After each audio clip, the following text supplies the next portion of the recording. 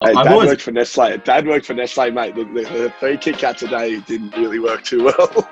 This is potentially the stupidest thing I've ever done in my life. And that's saying something, because there's been some stupid stuff in the history. For me, what was the most rewarding, just learning, taking stuff out of them, and also being given this platform to be able to stand up and represent, people of my kind. The only way really to kick poverty in the butt at all is through education, and I probably didn't realise until I went there. They should back you. It's water cooler weekly. I mean, it's a big deal.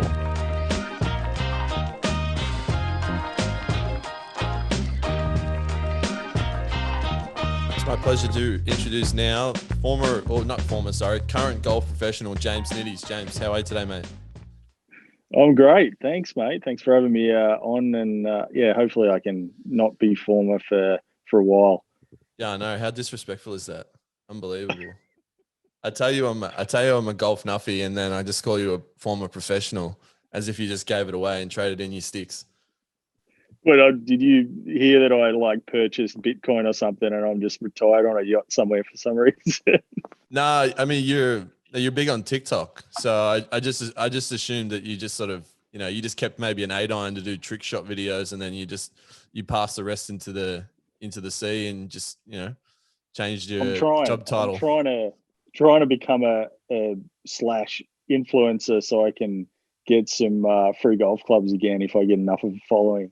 Get some hat sponsorship or something.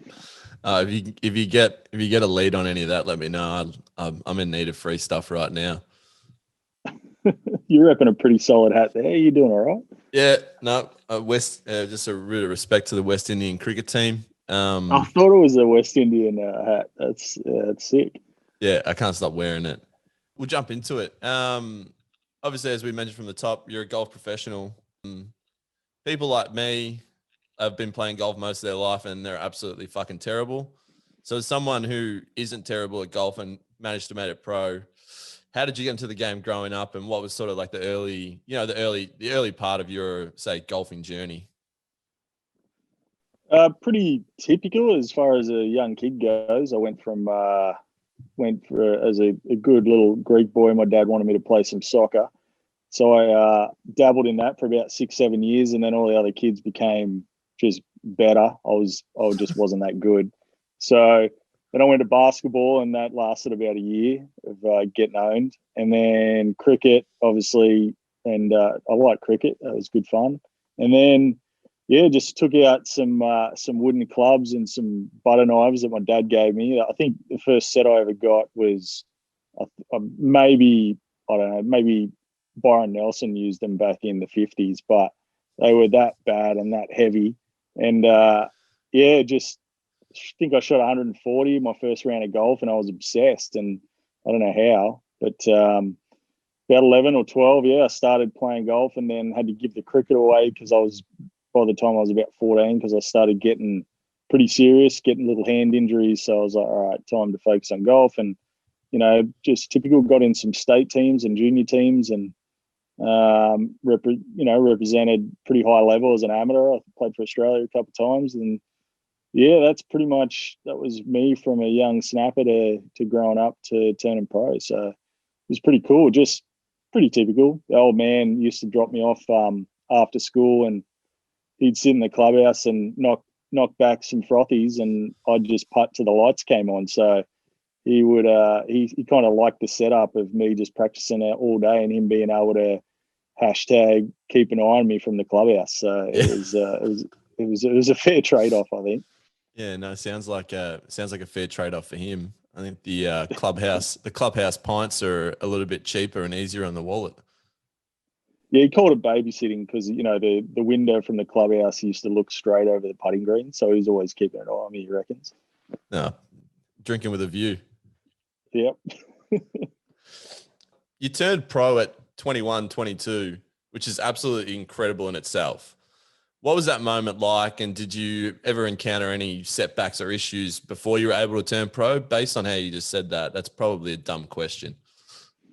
Not really. I mean, as I said, I represented Australia in amateur events, and then so if you play for the Aussie team, they usually, back then, you'd get like when you turn pro, you'd get a start in the Aussie Open, the Australian PGA, and the Australian Masters. Like it's like the sponsors exemptions for the college kids in America. They get like 7 events on the PGA Tour. They've got the best college players. So, I was able to turn pro and then get those 3 starts. And lucky enough, my second event, my third event, the Australian PGA, I finished second to Peter Lonard. So, I'm a little bright-eyed, bushy-tailed, 22-year-old snapper, and I'm playing alongside Bob Esters in the final round of the Australian PGA and finished second and made $100,000. And I was like, yeah, good. How easy is this shit? I mean, I certainly should have turned pro when I was like 13, but I was like, this is great. I made my first event was a Queensland PGA, and I made 1,200, and I shouted at the boys. I thought I was living on the stars, because even $1,200 was mint. So, yeah, so that happened, and I went to America after that. Pretty much straight away, the year I was 22, 23, went to America. And played mini tour events and tried to do qualifying for the Corn Ferry Tour, which back then was Nationwide Tour. It's changed 3 names now. But so I was doing well there. I was Monday qualifying. I think I'd made about $35,000, which back then about 60,000 would keep your card. So I was just Mondaying into these events, which is Monday qualifying is a bunch of golfers go to, 200 golfers will go to a course, and they give the top 14 get through to play in the major event. So, it's not the best odds, but if you play good enough, you're good enough to play, you can get into the events. And then I made a couple cuts and made some money. But so yeah, everything was going pretty cruisy, and I was loving life. And I was like, I'm just going to get on the tour, the Nationwide Tour this way. And then I had some sort of injury to my back, and I went and got professional help, and then went to see chiropractors and physios, and they're like, yeah, it's just your back, you play golf, it's just a typical injury. And then one night, a couple of months later, I woke up and I was like in pain and had to get rushed to hospital. I was like, it was like someone shoving a screwdriver in my hip, and went to hospital, and they couldn't work it out. And so I was pretty much a human pincushion for about 2 weeks. They just blood tests, needles, everything. I had things put in areas that you don't want put in areas, if you know what I mean. And I was a little gun shy. I'm like, hey, I haven't been doing anything too risque over here. I know I'm a pretty safe guy. And anyway, I after about 3 weeks, I'd lost about 30 kilo because it was too painful to go to the toilet, like sit on the toilet, because it felt like it was like my hip, my back. So then I stopped eating, and finally a rheumatologist came in, and obviously rheumatoid arthritis is pretty big in Australia. Daniel Johns from Silverchair had rheumatoid arthritis, like that. That's what was sort of deliberating to him. But in America, they hadn't heard of it before, and I had a strand called reactive rheumatoid arthritis. The dude literally, like, no one knew what it was in the hospital, a really nice hospital of about 3-4 weeks. No one knew what it was until this one guy came in, and they kind of treated him like, I don't know, a bit of a natural doctor, like a bit crazy, this disease you made up. But then little did we know, in Australia it was really common. So he put me on this, cut a long story short, he gave me this infusion, which he's like, look, this infusion, it's pretty dangerous, but it goes through and kills all the viruses in your body. He goes, the only problem is if you have a virus attack you while I'm using it, because it shuts your immune system down, your body can't fight the virus. But he goes, look, I'll make sure you're going to be fine, blah, blah, blah. And as a kid, I was like, just hit me with it. I want to walk again. I want to go home, blah, blah, blah. So, hey, he did it. And I got on crutches, and I started to feel better. Then I went back home to Australia and saw a specialist.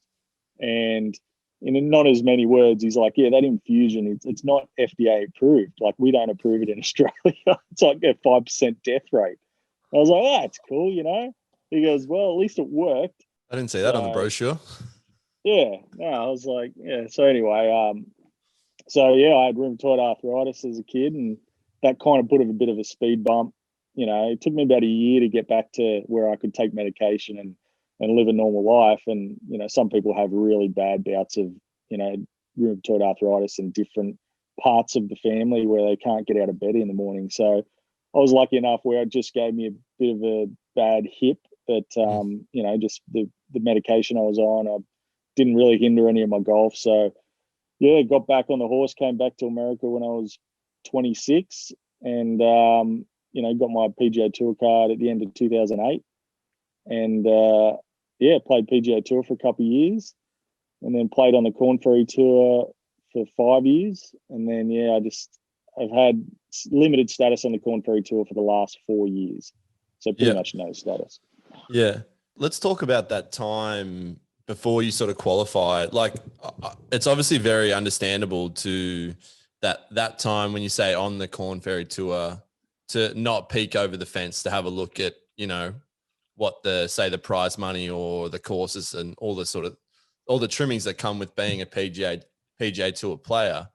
Talk about how you sort of handled that, you know, that transition of your career. Yeah, it was.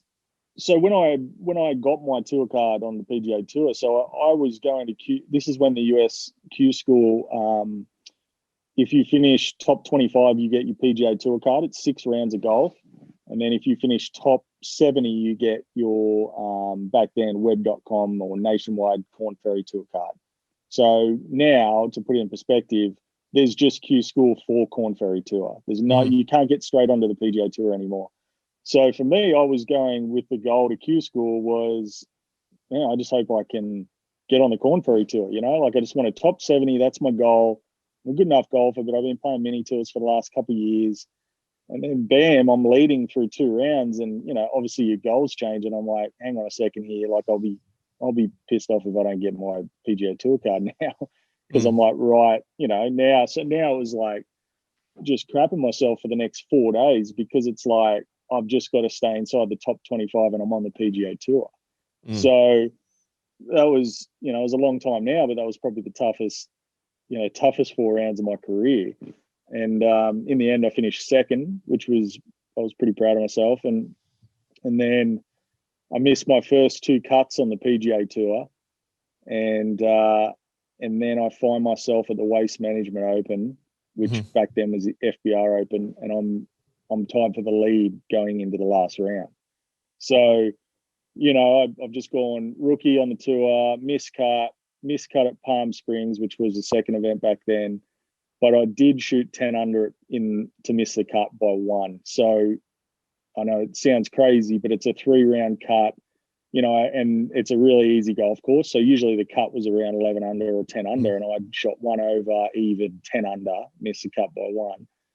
And not usual, most tournaments are 2-round cuts, but this was the one of the year that was a 3-round cut. And so I was playing pretty good going to, you know, Waste Management Open. And yeah, I got there and had a really good chance to win and finished 4th in the end and made my biggest check of around about 220 grand. And I was just loving life. I mean, I played good. I had a couple more top 10s that year, finished 90th on the money list. And I'm just like a kid in a candy store. I'm like, how easy is this golf thing? You know, like it's So it was pretty epic. It was, you know, obviously anytime you get to the PGA Tour, and I was pretty humbled because I'd been kicking it around mini tours for 5 years. It wasn't like I just came straight out of turning pro and got straight on tour like a lot of these, you know, really good college players in America, like, you know, Morikawa and Wolf and those guys that just went straight from college to winning. Like these guys are freaks. And so for me, it was like, you know, I knew how special it was to get onto the PGA Tour, and I was super happy about it. So, and yeah, it was like nothing you'd ever seen before. Like there's some events you'd open your locker and you'd have a free iPod. Some would be like, you know, if there's a vodka sponsor, so you get a bottle of vodka. Another one would be, I think, a green egg. So this thing's like a $300 smoking barbecue that they have in America. And I turned up to the event and they're like, hey, so, you know, what do you want to do with your green egg? And I'm like, what's a green egg? And they're like, oh, it's a smoker or whatever. And I'm like, I don't know, how am I going to take that on the plane? They're like, oh no, we'll post it straight to your house. So I'm like, how is this? You know, like, and I'll then, take 2. the next, you play Vegas and you go into a Justin Timberlake concert and you meet him and everything, and it's like it was something that, you know, I just never experienced, and it is like when you're on the PGA Tour, you pay for nothing, and then as soon as you get off, it's like you're scraping the barrel trying to find a cardboard box to sleep in every night. So it's one of those things where, you know, like you'd have a car waiting for you at the airport, and it'd be a brand new Mercedes. I remember one week there was a car and it had 7 miles on it, and it was like a Mercedes sort of SUV, like a small 4-wheel drive, and I'm like, 7 miles. I'm like, yeah. And he's like, the dude was, I remember it like yesterday. He's like, yeah, these cars are going to the Cube, you know, to get recycled because they've had a door handle recall or something. I'm like, what do you mean? He's like, yeah, well, after you guys drive them, we're just taking them to get, you know, to the wreckers. We're going to cube them all. And I'm like, well, I'll just take have it. Yeah. Yeah. Like, can you just? They're like, no, legally we're not. You're not going to injure someone. We're not allowed to give them away. And I'm like, so you're saying I could just drive the hell out of this car, beat it up, and bring it back to you, and you guys wouldn't care? And he's like, nope. And I'm like, oh, sweet. Sensational. Not that I did it, but yeah. So it was just something like, you know, it's just on another level, the PGA Tour, and I'm sure, like, you know, every sport's at a high level like that. But I was, as I said, I was just loving it. It was the best part of my life for sure. Yeah, it's understandable. I think it's worth mentioning that at Q School, you managed to finish above Jimmy Walker, Jason Duffner, Webb Simpson, Y.E. Yang, and Gary Woodland. Now, those gentlemen all have majors, but couldn't get past you in Q School. So I guarantee you they do not sleep right at night. Well, do they have a Charlestown Cup from Probably not. Newcastle? That's the Absolutely main not. reason. You know, like, majors are good and all, but, you know, I mean, I played in one major, but yeah, I just couldn't get the trophy in the end. But yeah, I didn't know that. That's pretty cool. I played a lot of mini tour stuff with Gary Woodland. I traveled with him a little bit. Yeah, but I don't really know the other guys. But yeah, that's crazy. Yeah, a lot of guys have gone to Q School, that's for sure. You can put yourself up to them and just say, you know, these blokes have 5 majors combined between all of us. Couldn't get me at Q School though, because they didn't beat me. I mean, the guy that beat me shot 59 in the 5th round. So I was like, dude, he missed a 4-footer on the last for 58. And I was like, oi, relax, champ. You've got it. You're 12 shots in front. You're going to get first place. So. Oh, jeez. Speaking of low rounds, you hold a record, or you share a record. 9 consecutive birdies. Yeah, but that's last year. No, obviously last year flew by, but the year before I tied the world record for most consecutive birdies in a row at the Ocean course in 13th Beach in Melbourne. Yeah, it was interesting because when I saw that, I played there, and I pretty much did almost the same thing. I double bogeyed 9 consecutive holes. So the 9-hole stretch which you birdied, I also managed to do some damage. Well, I mean, that, obviously me making 9 birdies in a row, it's physically tough, but it's mentally tough to be able to deal with 9 doubles in a row. So, you might have to spend some time in a padded room or something, but you pulled through it. So well done. I did. And I've played a lot worse golf since. So, so it's almost inspirational that I managed to hold on. Must have been a different wind. It's just, must have been blowing from the south. It would have been tougher. It was crazy. It was always into me, which is ridiculous. Yeah. It didn't matter which way I was facing. But anyway, I will say the north wind out there makes that course a snack. It's the south wind's brutal. If you're ever watching a telecast there, the south wind makes every hole blow across, and the north is like a lot more downwind holes and into the wind instead of a cross breeze. So yeah, so the 9 birdies is understandable. I don't even have 9 birdies in my career, so I'm not going to be able to understand that. But I want to take you back to a moment. Wailai Country Club in Honolulu on the first tee is your first PGA Tour event. Talk me through that experience and that day. Do you remember who you were paired with? Oh, I don't. I have no clue. and that's why it's tough. I remember I missed the cut that week, and it was a pretty awesome feeling. But it was kind of, because it was in Hawaii, it kind of feels like you're in like a resorty town. Yeah, you're like on a holiday almost. Yeah, like, and I don't want to say it doesn't feel like the PGA Tour, because I was super excited, but I think PGA Tour didn't start for me until the next week in Palm Springs, when, all the tour trailer trucks, so on the PGA Tour, every equipment company has a truck that they do builds for all the players. So, if you want to get your driver, adjusted or something, or new wedges or whatever, they'll go in. There's like 6 guys on this massive, like, Winnebago style camper van, and it's just decked out. It's like a man cave as soon as you walk in. They got TVs in there, fridges, and they got all this expensive equipment. So they weren't in Hawaii, but at Palm Springs, and because all the companies kind of are based in California, it was like an entourage of trucks. And it's like, the big, when I saw that, I was like, dude, you're on the PGA Tour. Like, this was, and not only that, there was an in and out truck on the range as well. So it's a really good burger place. So it's like, you want to go get, a couple doubles into you before you hit some balls. It's just right there. So I was like, this is crazy. So I think that felt like the first PGA Tour event, even though I remember playing in Sony in Hawaii, but it was, I don't remember who I played the first tournament with.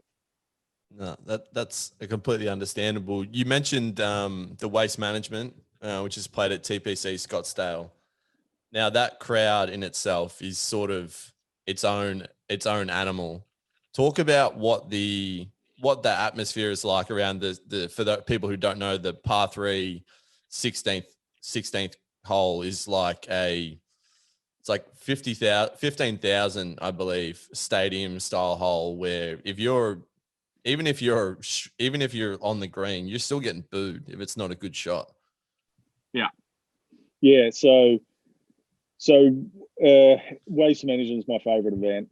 I don't care what anyone says. I think I think they might have, but they should just leave the grandstands up full time. Like, it should be part of the golf course. Mm-hmm. That way, if you yourself go, hey, let's go play it, you sort of get the feeling of the stadium, save them a lot of money ripping down everything every year and putting it back up and all that sort of stuff.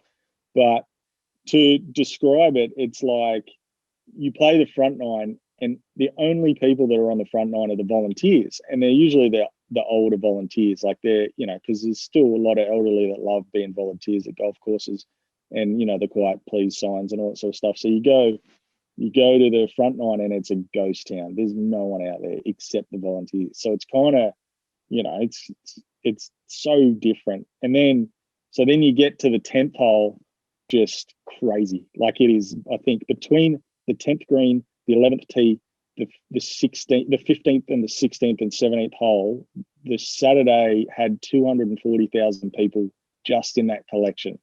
So it was, and then you make the turn, and you're like, wow. And you're like, then you go and you play 12, 13, 14, and then you start hearing the roars from the 16th hole. And it's like the Coliseum. It's like if you could imagine being outside of a Coliseum, a packed Coliseum, and hearing what's going on inside, but you don't know what's going on inside. So it's like, it's crazy, and you start getting more nervous every time you get closer to it.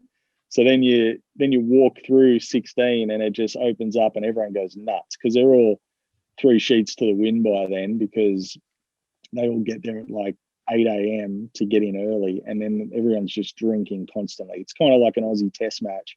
By the end of the day, everyone's just twisted. And I think Saturday, when I was leading the tournament, I hit it to like 15 feet and then rolled it in for birdie. It's like one of the loudest roars I've ever heard on a golf course.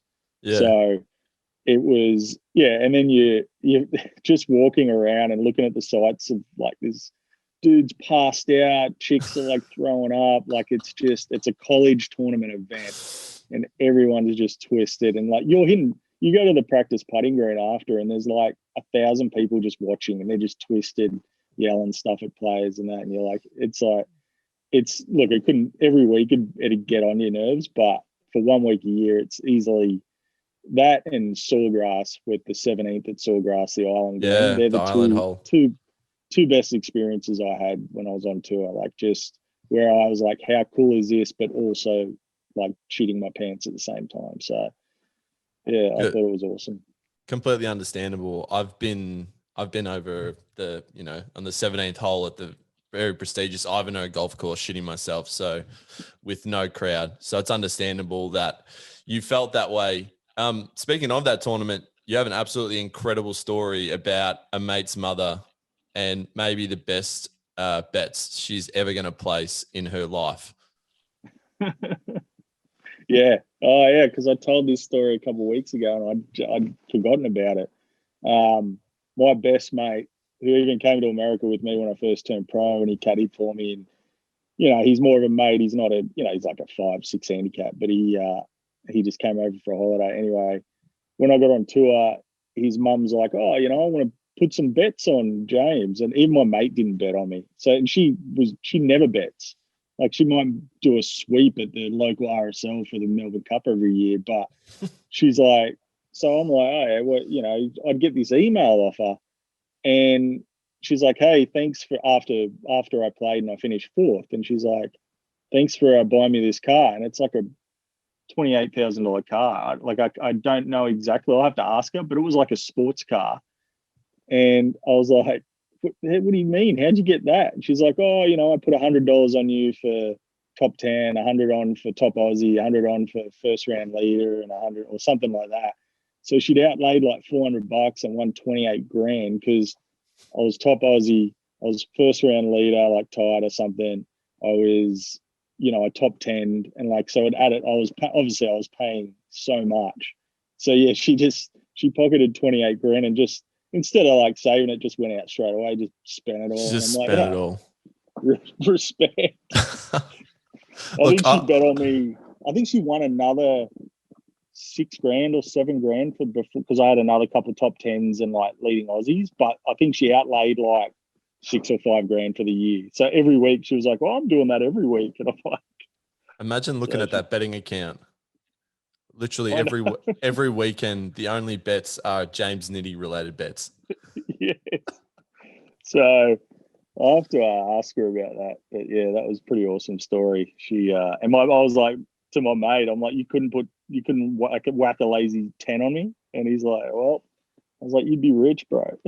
Yeah, for that bet, I used to get 100 texts of like, thanks for doubling the last, man. It cost me $12. And I'm like, dude, it cost me like 15 grand. So thanks. Nah, cool. I really wanted to do that. Had you for top 10, man. You finished 11. I'm like, yeah, it cost me a lot too, Yeah. So, yeah. I lost a lot of money that day, but yeah, I'm really sorry about your $15 bet. I get her all the time. My buddies would be sweating me. They're like, dude, I got you for top 10. Good luck tomorrow. I'm like, yeah, thanks. Appreciate it. Yeah, thanks. Oh, that's really going to give me the motivation I need to finish in the top 10 now. I needed to find something. Yeah, exactly. So no, it was cool. It was a good story. As you just sort of touched on there, it wasn't the only top 10 you had. You had a couple of top 10s, a bunch of, top 25 finishes. You're playing in the biggest golfing tour in the world in front of incredible crowds, with the possibility of making incredible money. At what stage did you say to yourself, Big Jim, you can do this? You've made it. Or is there always a struggle with self-belief? Not the first year. The first year I was cruising. I didn't go nuts and buy heaps of stuff, or I got myself an apartment at the end of the year, and I was like, yeah, this is, I just finished 90th, and I probably left some events out there where I thought I could have possibly won, or it was this confidence that I had, and a lot of young athletes, I'm sure, have, not that I'm an athlete, but young in other sports, and you just feel like you kind of, it happens easy. When it's happening well, it happens easy. It's like you don't think, you just do. And so, yeah, then I entered my second year, and I changed clubs. I went to Callaway from, when I first got on tour, I didn't go to a company and just change all my equipment. I kind of used everything I was using before I got on tour. So I then got a pretty good contract to go to, Callaway. And it took them like, a while to get the specific equipment that I wanted. It was like they were transitioning between like new driver and new irons and stuff like that, but they don't want you to use the old stuff, which I was using a couple Callaway woods and irons and stuff.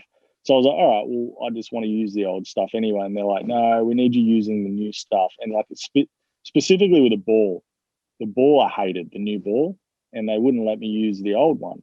So I was like, well, it's got Callaway on it. Who cares? So I missed my first 7 cuts in a row, and it was 1 or 2 shots every single time. So I missed 7 cuts in a row by 1 or 2. So, and I was playing well. I just would get around that cut line and I'd just kind of freeze a bit, because then coming out of that, so then I was like, look, I got to get out of this contract. You guys, the ball was, I'm not going to blame the ball, but a couple other players were struggling with this specific ball where it wasn't, you'd hit a couple shots and it just would fly like 20 yards less, like a 9-iron that you hit good, just come up 20 yards short, and you're like, what's going on? Like, I know I didn't hit that shot bad, and it's, yeah. So I asked around, and then I was like, guys, I can't use this ball anymore. Just get me 40 dozen of the old ball and I'm happy to stay with you guys, but I'm going to have to get out of this contract. So I got out of the contract and then finished 20th and finished 3rd in my next 2 events. And then I played okay for the rest of the year and just missed my card. Like I think I finished like 155 or something on the money list. So it just wasn't enough to get back. I just didn't play. I played well for the rest of the year, but it was like a lot of 30ths and 40ths and just didn't get back in there. And so went on to the Corn Ferry Tour the year off the PGA Tour, and I finished 26th on the money list. So in perspective, top 25 on the Corn Ferry Tour, get back onto the PGA Tour. So I finished 26th my first year after missing the PGA Tour. So I was really close to getting, if anything, my best year as a pro playing golf was the year I lost my PGA Tour card. So, I went onto the Corn Ferry Tour. It was the best I played in all my golf years. And then I finished 26th and didn't get back on tour. And then I struggled. I won that year, but missed my card by about $4,000. And then, just kicked it around on the Corn Ferry Tour for about 4 years and kind of got a bit of stale out there and just didn't, lost a bit of motivation, and then lost my card. And last 4 years, it's really tough to get back onto the tour. Like you've got to go through Q school, and even if you finish at Q school, like if you finish 70th at Q school, you still don't get like starts for the year on the Corn Ferry Tour. So it's kind of changed a lot, and no excuses, but now there's so much talent in America, it's kind of bottlenecked a bit. Like it's really like, all right, you got to play your best today. Like to Monday qualify, when I was doing it back in 2007, you would have to shoot about 4 or 5 under. Now you got to shoot 9 or 10 under. So for one round.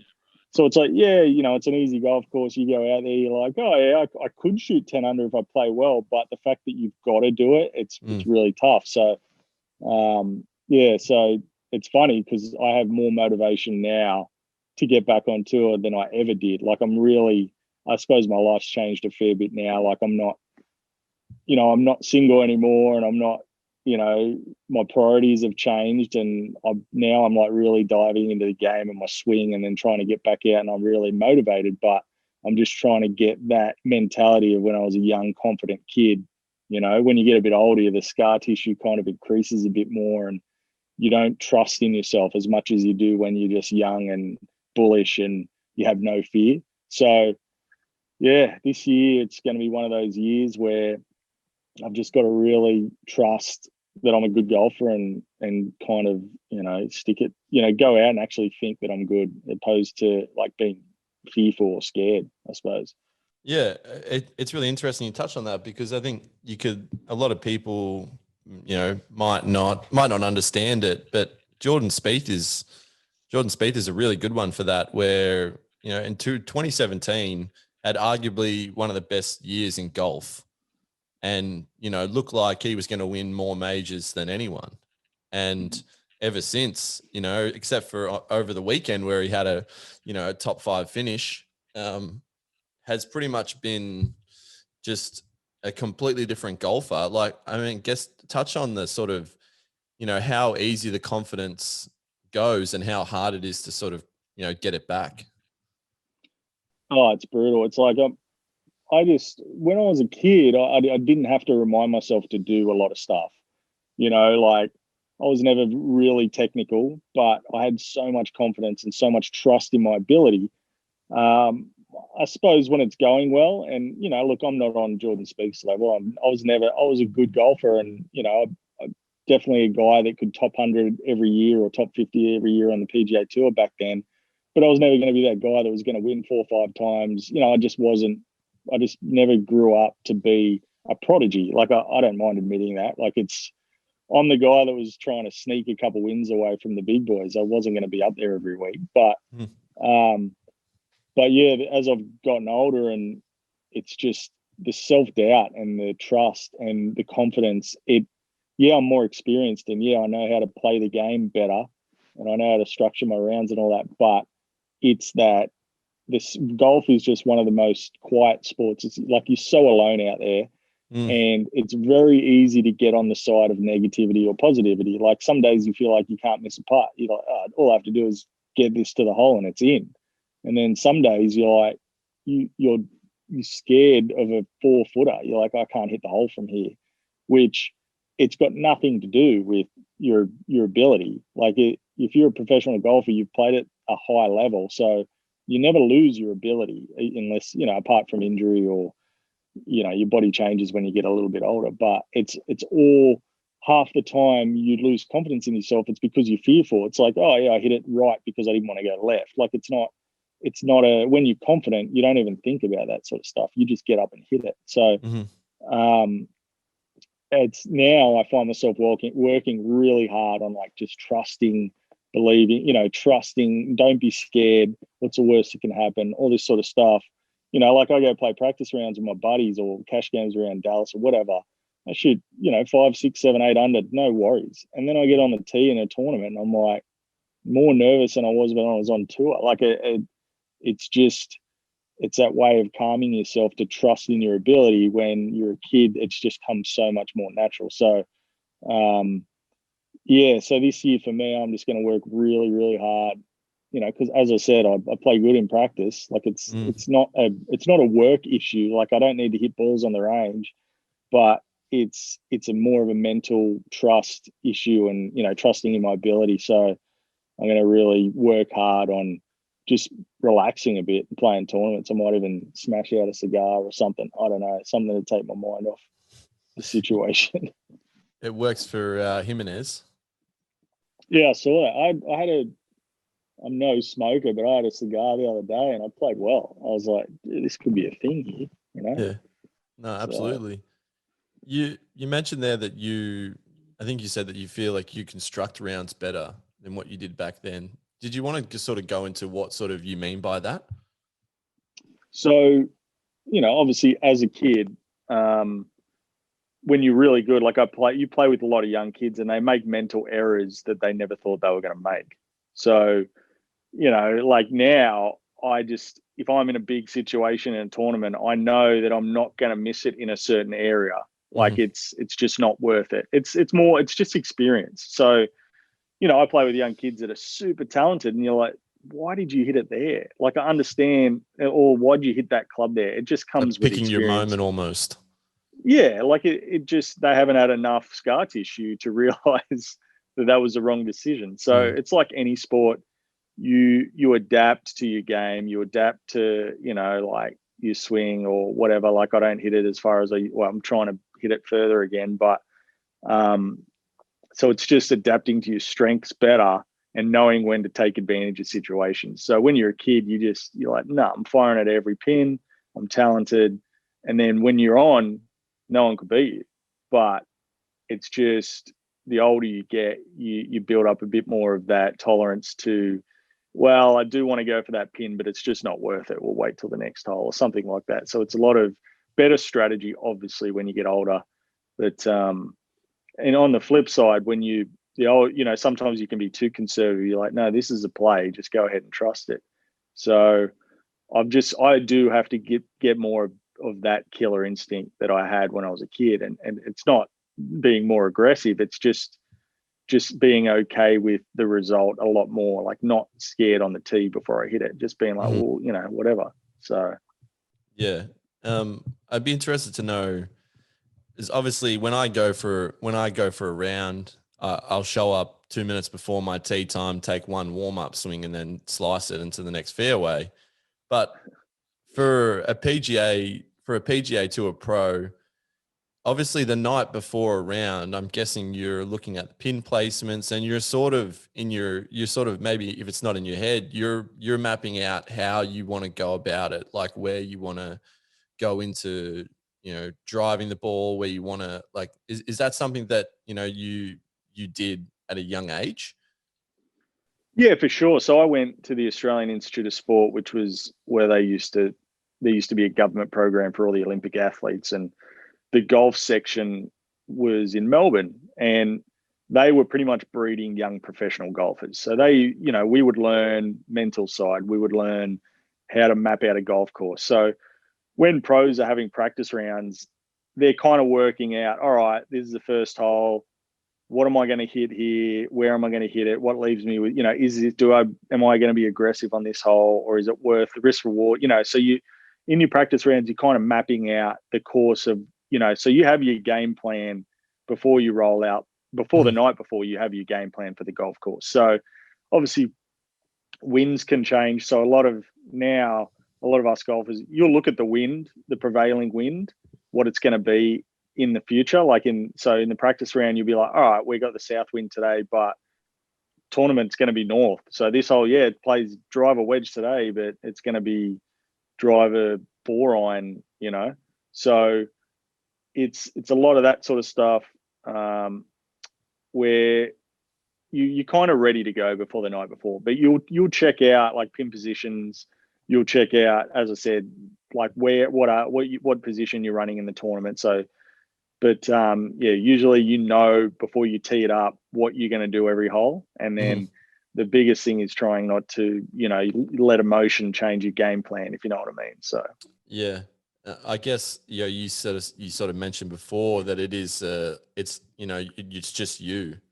Obviously, you've got your caddy there, but in an essence, the caddy can give you advice, but you sort of have to. You're the one who's still hitting the shot. Was that something that was that the hardest aspect of it, of being a pro? Do you think?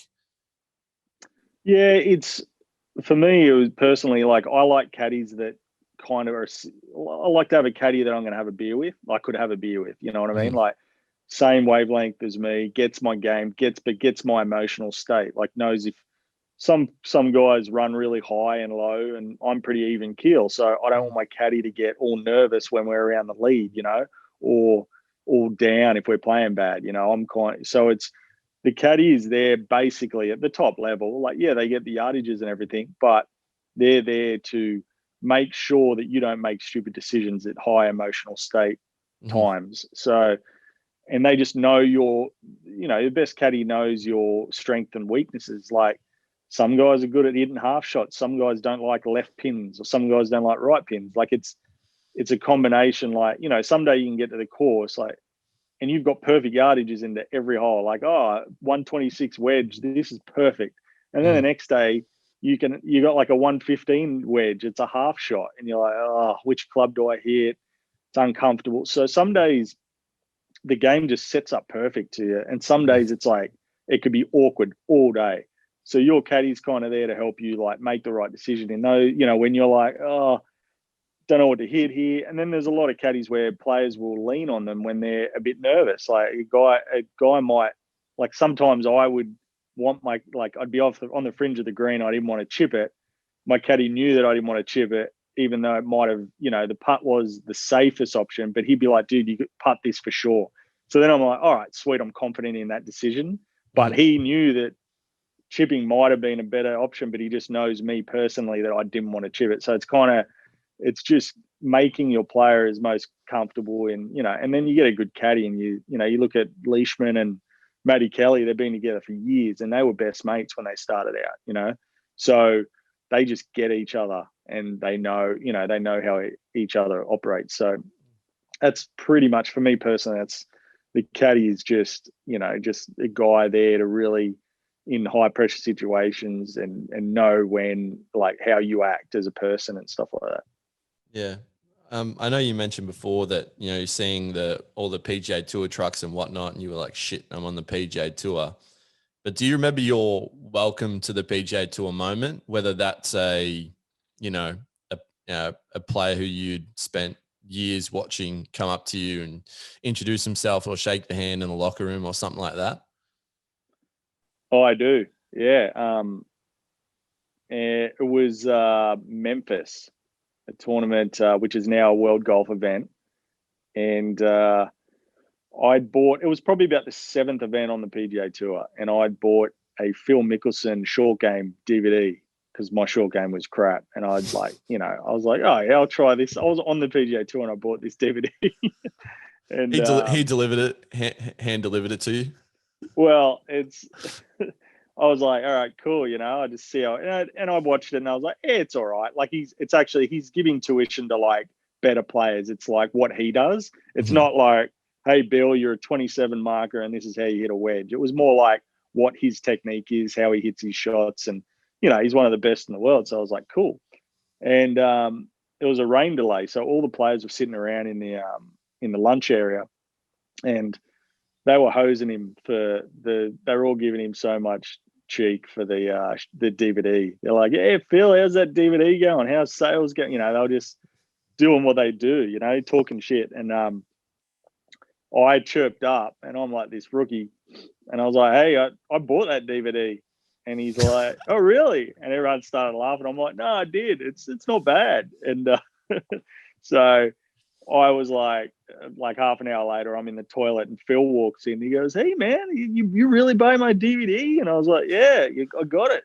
It's pretty solid. He goes, that's cool. That's cool.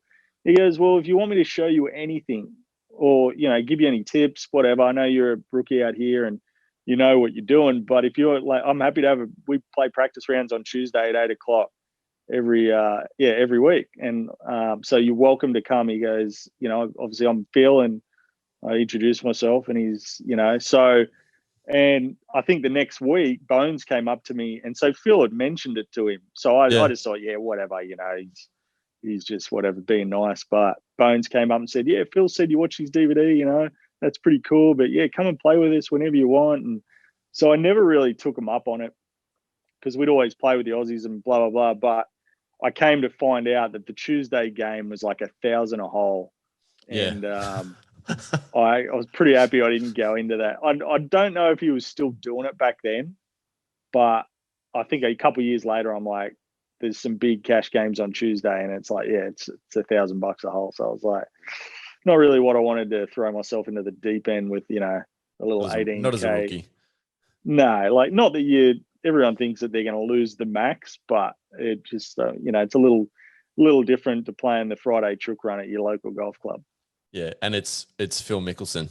Like I'm not playing my mate Dom for money. It's Phil Mickelson. Yes, yeah, guy who bets like $500,000 on Super Bowls and stuff. Yeah, just a little bit more than what I do.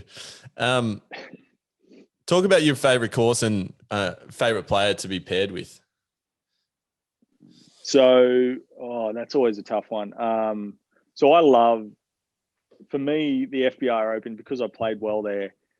I have really good memories at Waste Management. So that TPC Scottsdale course, I love it, but only with the grandstands and that.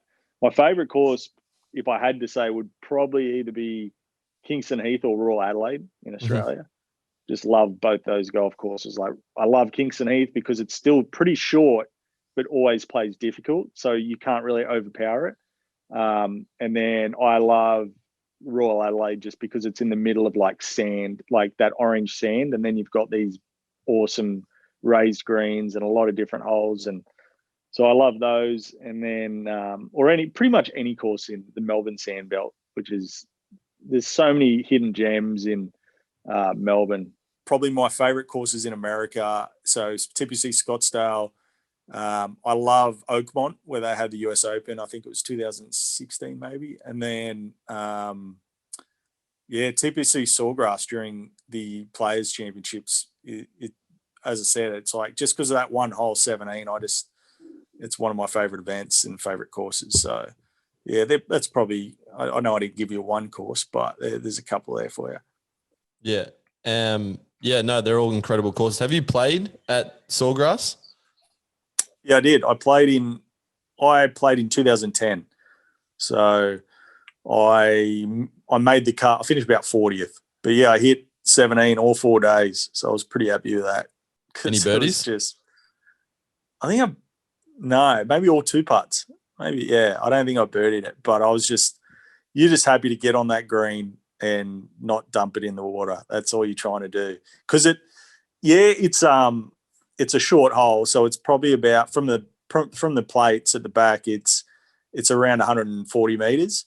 And then, but the thing about that hole is, and they do it on TV, they have because they've got a big lake there, so the wind whips through near the green, but it's a different wind at the tee. So usually a lot of the time, if it's windy, like if early in the morning is no wind, it's fine.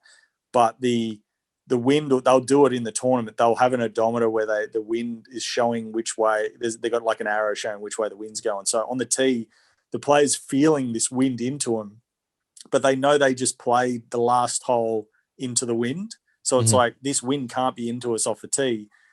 But it's usually, that's why you see a lot of guys come up short in the water or go long, because it's an opposite wind at the green. So you're feeling this wind in your face on the tee, but it's really downwind up like, 100 feet in the air. So you hit this shot and it doesn't react like it's going into the wind. It just coasts. And you're like, it's really hard as a pro to not trust the wind that you're feeling.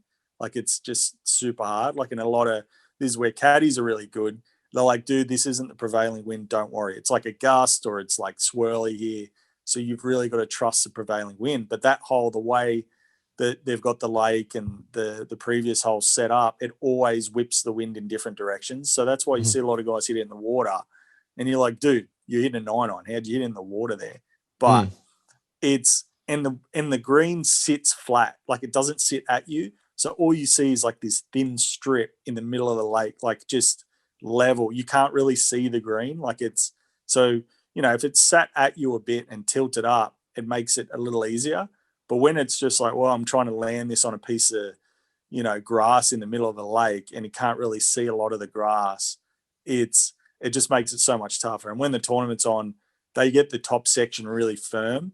So you can hit a great shot in there, but it just bounces over the green, and then you're dead because you're reloading. So it's, it's not I made it sound a little harder than it is, but it's good for drama. It's a great hole. And then obviously the green just disappears because they get about 20,000 people around the back of that hole too. So it's pretty epic. Yeah. And favorite player that you've been paired with? Oh, that's a tough one. Favorite player? Oh, probably Rory. Okay, that's a fair one. Yeah, I played with him when he was a whippersnapper. He was played with him at Hilton Head when he was 18, and he was he was a good bloke. He's young, pretty quiet, but as far as like talent wise, and then Tim Clark's pretty hilarious. He's an old South African, and Darren Clark. I played with him in Florida, and Darren Clark's a guy. He won the British Open, and been in Ryder Cup teams for Europe and stuff. And him and Lee Westwood were going to Vegas on a private jet, and he hit me up, and I played with him that day, but I made the cut. And he's like, we're at the lunch thing. He's like, too bad, man. If you missed the cut, I was going to see if you wanted to come to Vegas with us tonight. And I'll withdraw. Oh man, I asked him about it the week after, and I think one of them got their watch stolen by a bird or something. Like, it was carnage. And because I think Darren Clark, I'm not sure, but I think his wife might have passed away a couple of years prior or something. Like, he'd been single for a while, and Westwood, I don't know. I could be starting up stories here, but I know they were going there to have a good time, and it would have been pretty awesome to, go hang out with him.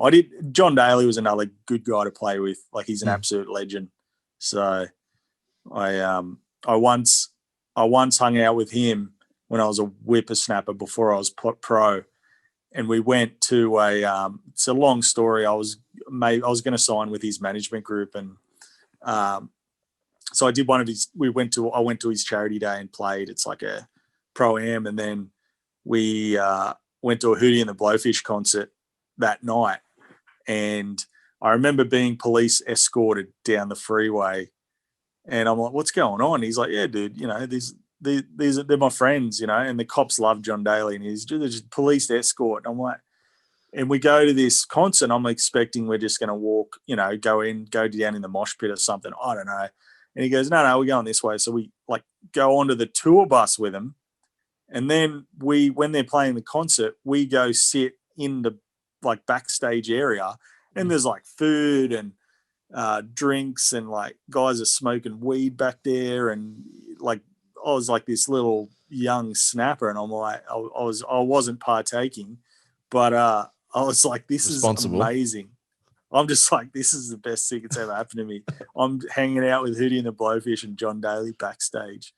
So that was pretty cool. That's absolutely incredible.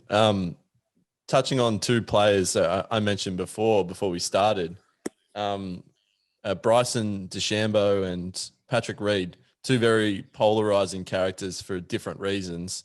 Bryson, because he's a bit of a mental midget and has tried to create a new way of golf, and Patrick Reed because he cheats.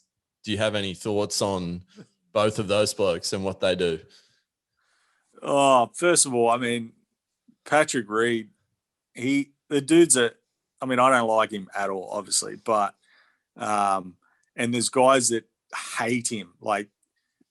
His early college career, he was on a college team in Georgia with Kevin Kistner, all those guys, and he hates him with a passion. Don't ever ask Kevin Kistner what he thinks of Patrick Reed. But I don't know if he was if he stole some money off one of them or something. Who knows what happened when they were kids, But yeah, you can't take nothing away from the guy talent-wise. He's one of the best ball strikers. And it seems like when there's controversy, he just gets better. You can't beat him. The other day, he just pulled away. It's like, if I thought that I might have cheated, I'd be like, nah, I'm done. Just DQ me. I can't handle this. Yeah. He just pulled away and played better. So it's like he does really well at making him versus the world. It's like, nah, they just hate me for no reason. You know what I mean? And then he turns it into a fuel and just plays awesome. It's like when he won the Masters, everyone's hoping he loses, and he just wouldn't go away. So yeah, he's not my type of guy. But and then DeChambeau, he lives in Dallas. Actually, I've never met the guy. He's a strange cat, but he gets me to the TV. I love watching, and I'm not against all four the rollback, of golf balls and capping distances and all that sort of stuff. I just love watching him destroy, and traditionalists get super angry with him. I love him hit it so far, and because I couldn't do and I hate it when people say, oh yeah, everyone could do what he's doing, he's just putting on weight, and I'm like, no, you could. My spine would be pieces if I tried to do it. I can put on the weight, I just can't hit the golf ball that way. No, I need momentum to get out of bed in the morning. That guy's swinging at 150 mile an hour. It's insane what he's doing, and he's changing the game. He's in a different way to how Tiger is. But the reason that they're talking about all the restrictions is because of him. If Bryson didn't come along, they wouldn't change anything. But now he's talking about hitting it like 380 yards. It's just insane. And the way, as good as he putts and as good as he hits it, if he plays well, no one will beat him. That's just how it is. So he gets me to a TV. I love watching it. But am I going to go hang out? And, I might meet him one day, but he's a strange cat. He's just a mad scientist, bit of a strange dude. But yeah, so I like watching it. But yeah. Yeah, it's incredible to watch. And I think the most interesting thing for me is that, some people probably think they're like, oh, I really want to hit my drive 330 or 340. But he looks at it from if I hit the ball at this angle and at this speed, like that's how he approaches it. So he's like at the TrackMan or whatever it's called. And that's what he's focusing. Is that something that other pros do, or is he sort of the forefront of that? Yeah, so he uses strategy via strokes gain mentality. So there's a lot of different systems, but there's some holes where people are like, oh, well, you probably should lay up here, but it's like he's like, no, if I hit it 350 here in the rough, I'm better from 150 yards in the rough than you are going to be from 200 yards in the fairway. So it's like for him, it's a mathematical system, and that a lot of guys are doing this. There's a guy that runs a system called Decade over here, and it's all based off strokes gain math. Like it tells you how far to aim left of the pin from whatever yardage based on what hazards are around the green, and it's all shot dispersion.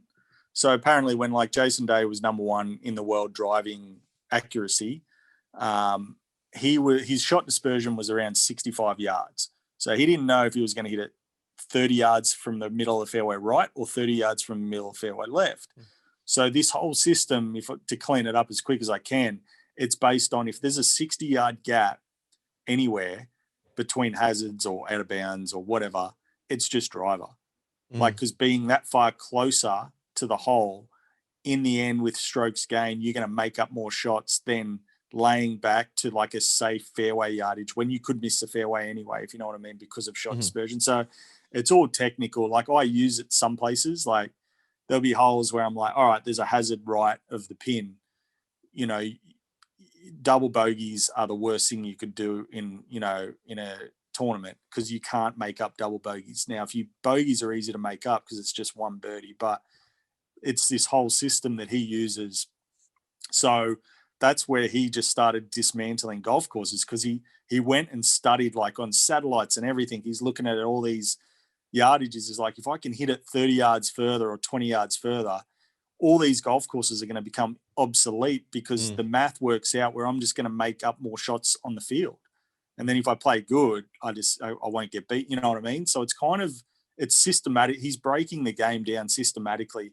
And then you're right. Yeah. Like he's trying longer shafts. I think he tried the 48 inch, but he lost too much accuracy. But so it's all in that shot dispersion window. And just based on, it's like mathematics. He's a smart dude. He's strange, but he's a smart cat. Because what he's done is, like, everyone's makes it look like it's easy, but he disappeared for 6 months, put on 40 pounds, which is brutally tough. He's in the gym twice a day.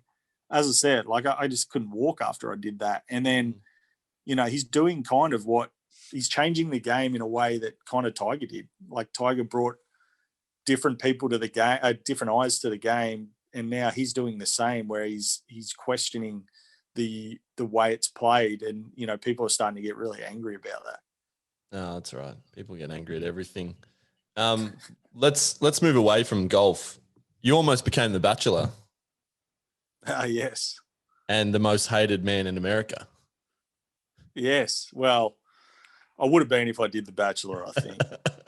Yeah, 2009, I got approached by NBC or ABC, whoever did it. I didn't even know, like I knew about The Bachelor, and they were like, hey, they did an interview. It was like a 15-minute interview. And then they're like, oh, look, we're auditioning for The Bachelor. And I'm like, what do you mean I didn't audition? They're like, well, we're just, we're trying different people out. Would you be interested? And I'm like, yeah, I'm interested for sure. Why not?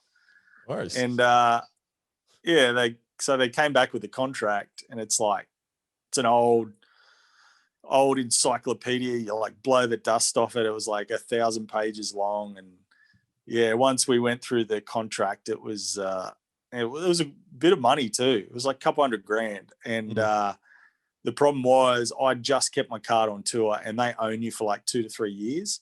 So they're like, if this is our TV channel. We have Dancing with the Stars on. You have to do Dancing with the Stars and different, you know, like you have to make this appearance and you have to do that. And I'm like, look, I'm a golfer. I ain't doing all this crap. Yeah. And then it was like, yeah, they were 6 weeks of filming. I had like 3 events on. I wasn't going to miss those. And then, I was kind of in a good place being single, and I was enjoying girls not knowing who I was in America, because all you need over here is an Aussie accent. It's like a superpower. So I wasn't used to, you know, I used to get shut down in Australia all the time, and you come to America with a bit of an Aussie twang, and it's like, it's amazing.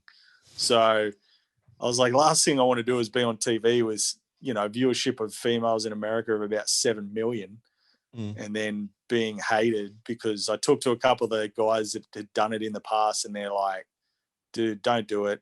It's like, I've been getting hate mail for not choosing a girl at the end, and, you know, like death threats and all this sort of stuff. And, you know, if it's a different situation and I was like just a bum off the street and I wanted to become a, you know, Z-grade reality TV star maybe, but I was in a good position on tour and, you know, playing golf, and so I shut it down. No, but in saying that, I was third choice. So 2 dudes before me said no, and then they offered it to me because they were trying to go in a sporting route. Like, so they asked like a soccer player and someone else, and then I was like the third choice, and then I was like, nah. So then they went back to like a regular dude. Yeah. Well, probably a good decision. I think following up from that, the best way to finish is, what's James Nitties like outside of the golf course? Pretty much what you've got here. I'm pretty honest. If I don't like you, I'll tell you. And if pretty easy going and don't mind to get down, have a little bet at the tab, nothing crazy, and have a couple beers. And that's it. Love a game of golf, watching movies, and enjoy traveling the world. So that's about clubbing. as best I can describe it. Yeah. No, I just want to thank you very much for coming on today. It was an incredibly insightful chat, and wish you all the best getting your tour card, and hopefully we can, hopefully I can win a sports car if you can find your way back on tour. As long as you don't text me and say how it cost you your $12.50 schooner or pot in Melbourne, because they're a little more expensive than that. And angry that I bogeyed the last to finish 11th. No, you're safe there, mate. I'd never be seen drinking a pot. That's good. That's good. All good. Thanks very much, mate. All right, Chris. Catch you later, man. Thanks.